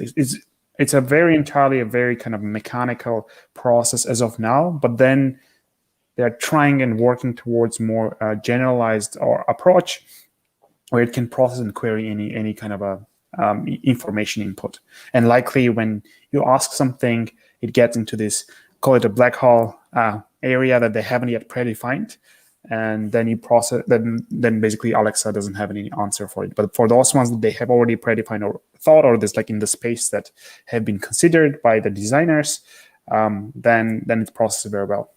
All right. So what's the difference between AI and machine learning? So anytime I see anything that's printed out there, it's always AI-ML, right? So they somehow seem to try to have AI and machine learning encompassed together, but is there a difference between the two? What's the difference, if there is a difference, between AI and machine learning? I think the word AI itself is wrongly used those days. And when people say AI, they actually mean machine learning or machine vision, machine thinking, or maybe, as I mentioned, like just advanced version of statistics. And would have been much, much better to keep the word AI itself is for future use for consciousness. Like let's say when we will have good models for understanding how the consciousness work, then we can apply there. Oh, there's like a really AI, because people say, hey, let's say if you can play chess better than a human, the best human player, then it will be an AI. And then we build a system that actually works better, but actually nobody calls this AI. It's just another machine learning, let's say, model. And then the same people say is like, hey, once you get the Go, like the game Go, you can beat the best human player. Go is a very difficult challenge. Then you get then you have artificial intelligence, and that's the case has been as well. They build Go, and we never call this. Once we reach that goal or we pass the threshold, we never call it AI again anymore. It's just a model or machine learning model that does the job.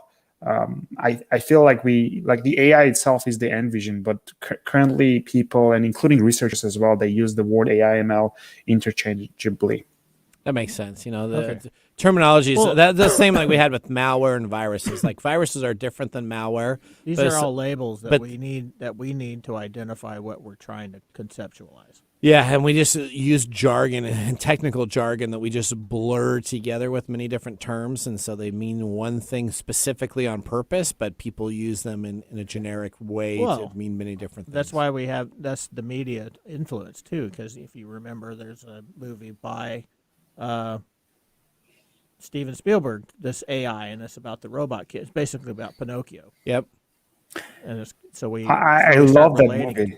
I loved that movie when I was a kid. I think that movie affected me. Once you said that, it just kind of backtracked to me. Mine was Short Circuit. Short Circuit. Yeah, Short Circuit was a really great movie, but AI was a really great movie. It was really sort of underappreciated, but it's a very interesting take on the Pinocchio / technological side of our drive for creating consciousness. Yep. All right, so let's ask you, what are the top 3 trends to look out for right now in artificial intelligence and machine learning? So if we're looking for those, what is hitting your company? What are you seeing in the area that we as consumers and standard everyday people can take a look at for the top 3 trends of what's going to happen in AI and machine learning space?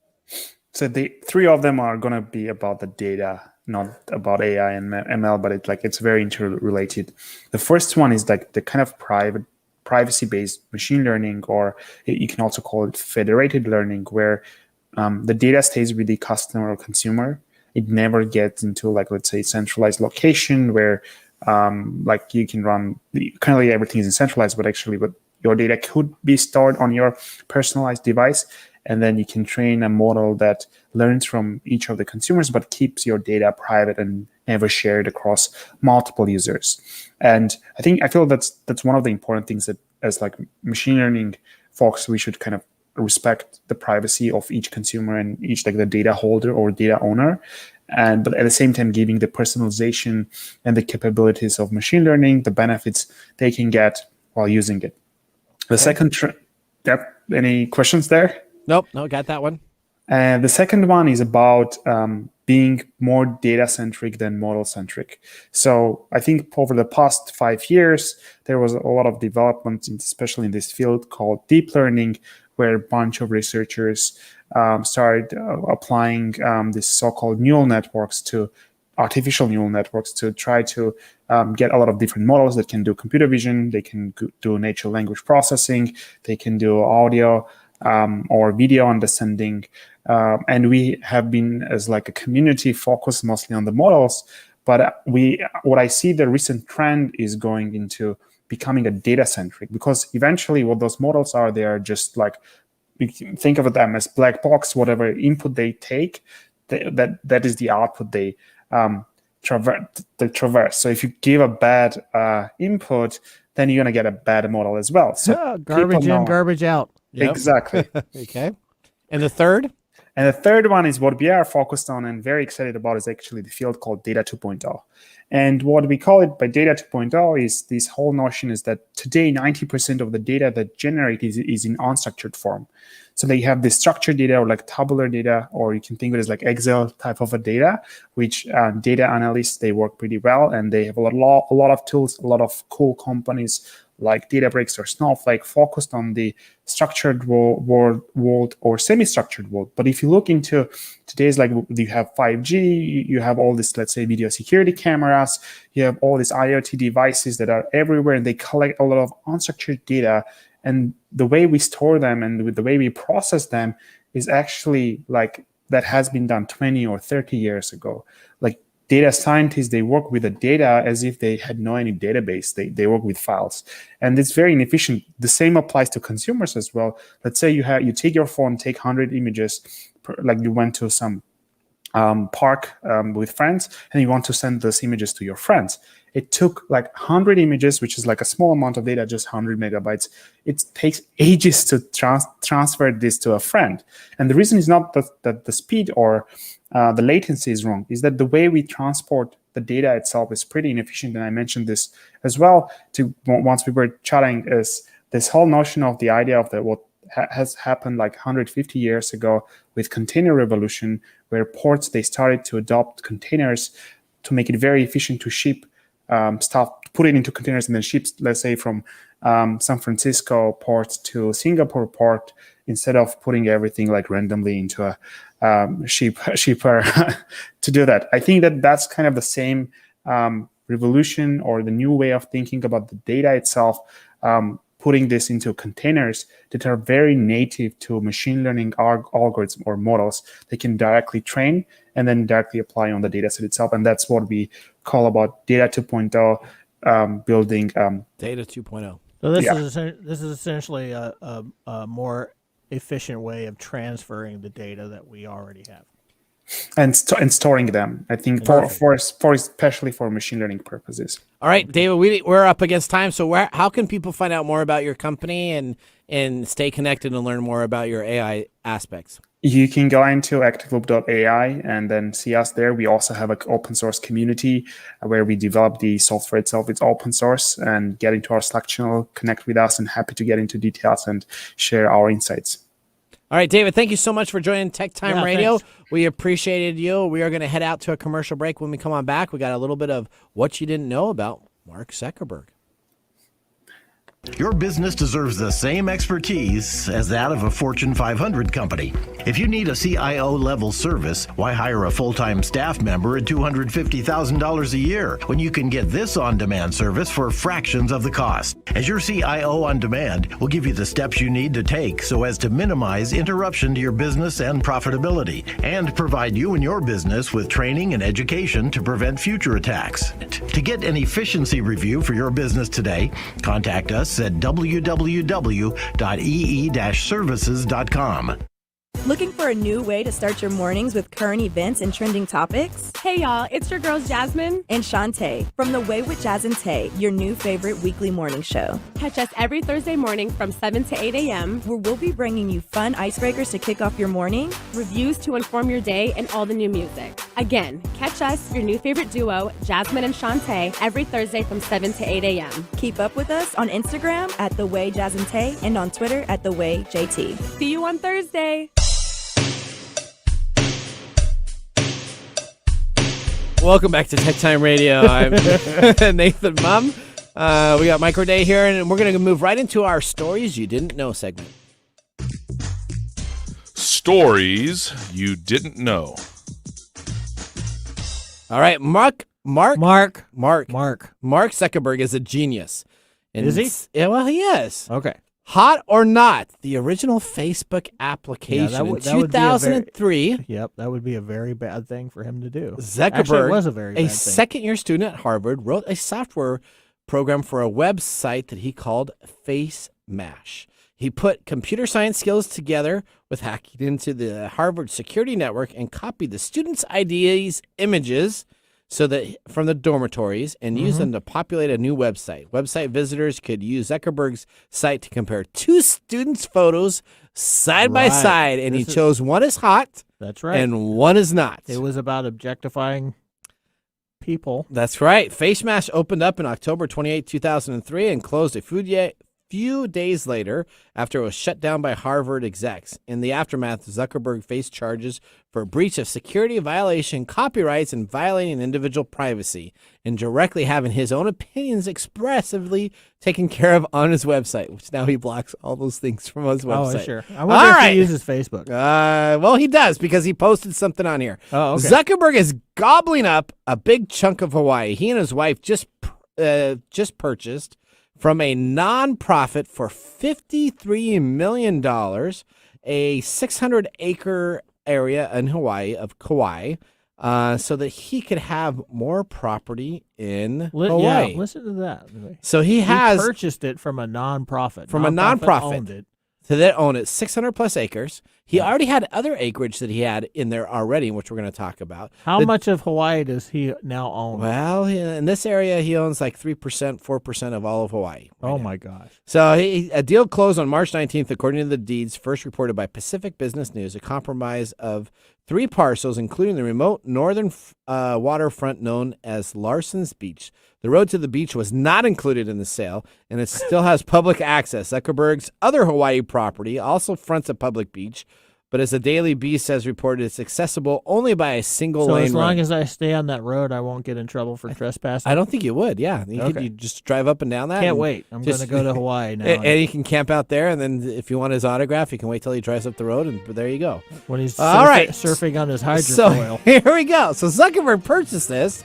Essentially, he has had problems with the residents of the longtime Hawaiian natives who inherited the land without a former deed or will. So he decided to have several lawsuits aimed specifically at the families to enable them to compromise so that he could own the land. Wow. Now, Zuckerberg is showing off his surfing skills with a hydrofoil board. The Facebook CEO rode a hydrofoil board out on the ocean while wearing a wetsuit and helmet.